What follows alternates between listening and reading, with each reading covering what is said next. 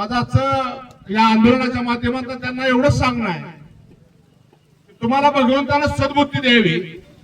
तुमच्या वागण्यामध्ये, तुमच्या मंत्रिपदाच्या मस्तीमध्ये ज्या पद्धतीने तुम्ही वावरता त्याच्यामध्ये थोडासा बदल करा. आणि मान आणि खटाव मतदारसंघासाठी स्पेशल भारतीय राज्यघटना निर्माण केलेली नाहीये, ह्याचं भान ठेवा.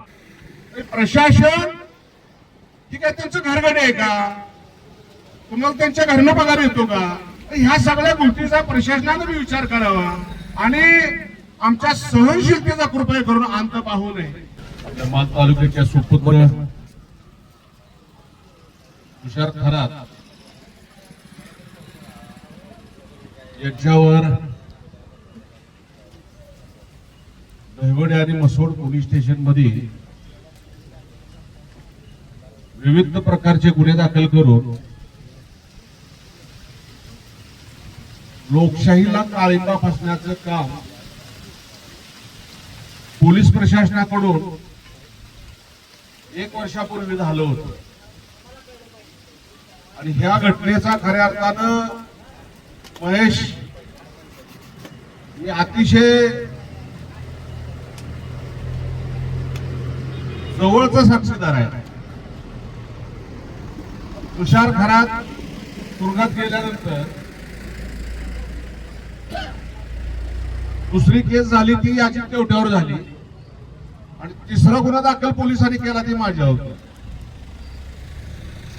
2014च्या अगोदर ह्याच मान खटाव मतदारसंघामध्ये चळवळीला फार मोठं महत्व होतं.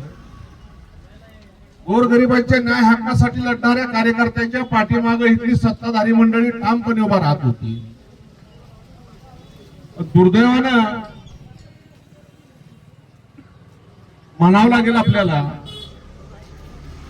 2009च्या नंतर इथली सगळी सिस्टीम बिघडून टाकली आणि इथं ह्या तालुक्यामध्ये हिटलरशाहीचा जन्म झाला.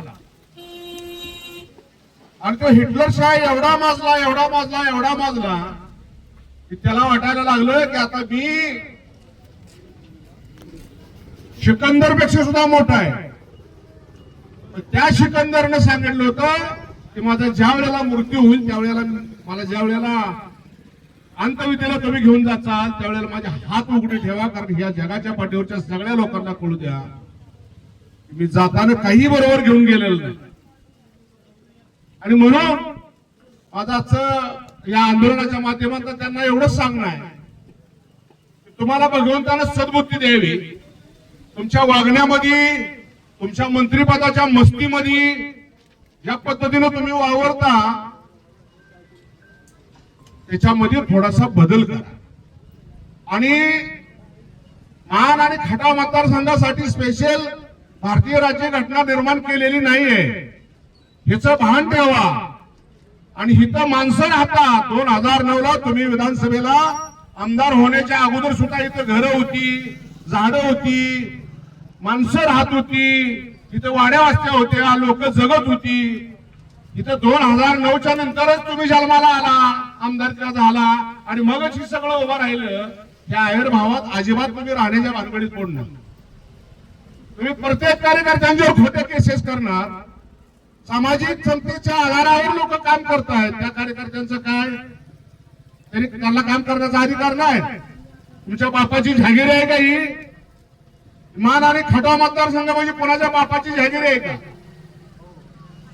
तुम्ही जागीर असल्याने जर वागायला लागला तर येणाऱ्या काळामध्ये जसं प्रशासन संविधान विसरतंय असं जर इथली तालुक्यातली लोक जर संविधान विसरायला लागली तर तुम्हाला पळता पुढे केल्याशिवाय राहणार नाही ही लोक. हे लक्षात घ्या. पहिल्यांदा तुम्हाला वाटत असेल की आज इथं थोडी लोक आहेत, अरे लोकांचा विषय सोडून द्या. छत्रपती शिवाजी महाराजांनी मुठभर मावळ्यांच्या जीवावर स्वराज्य स्थापन केलं होतं. आमच्या स्वातंत्र्यासाठी भगतसिंग, राजगुरू, सुखदेव हे आज हे गावागावात पोर आहेत, नसानसात लोकांच्या भिनलेले माणसं. किती लोक होती ही? लोकांपेक्षा करत असलेल्या कामाला प्राधान्य देणारी लोक बऱ्यापैकी आहेत. त्या ठिकाणी महेश तुम्ही घेतलेला निर्णय अतिशय चांगला आहे. या मस्तावलेल्या आणि ही असं सुटलेलं चित्रम आहे ना, त्याला कुठेतरी आपल्याला अशा पद्धतीनं जावं घालावं लागेल, लक्षात घ्या. अन्यथा ही असं सुटकारगत वागणार. काय झालंय का, एखादं गटरात लोळणार जनावर असतं ना, त्याला गादीवर जरी बसवला तरी ती गटरात लोळायचं काय बंद होत. ही त्यातली अवलाद आहे. त्यामुळे ह्याला किती जरी तुम्ही चांगलं सांगितलं, किती जरी ह्याच्याबद्दल चांगलं काम बोलला आपण, तरी ह्यो काय आपल्याला नीट चांगलं म्हणणार नाही कधी उभ्या आयुष्यात. त्यामुळे ह्या अशा प्रवृत्ती आपल्याला येणाऱ्या काळामध्ये सगळ्याला मिळून ठिसून काढावं लागतं. काय चाललंय, काय प्रशासन, प्रशासनाचा एकही अधिकारी त्यांच्या विरोधात बोलायचा एक प्रशासन ठीक आहे, त्यांचं घरगडे आहे का, तुम्हाला त्यांच्या घरनं पगार येतो का, ह्या सगळ्या गोष्टीचा प्रशासनानं बी विचार करावा आणि आमच्या सहनशीलतेचा कृपया करून अंत पाहू नये.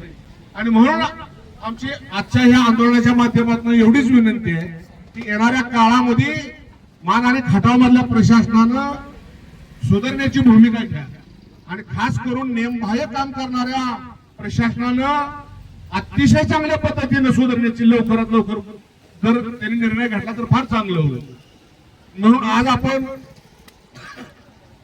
करत असलेल्या आंदोलनाला माझा जाहीर पाठिंबा मी व्यक्त करतो. आणि महेश, तुम्हाला पुढील अजून जिथं जिथं आंदोलन करावं लागतील त्या ठिकाणी आम्हाला कधी तुम्ही हाक मारा, पूर्ण ताकदीनिशी आम्ही तुमच्या पाठीमागे ठामपणे उभा राहू.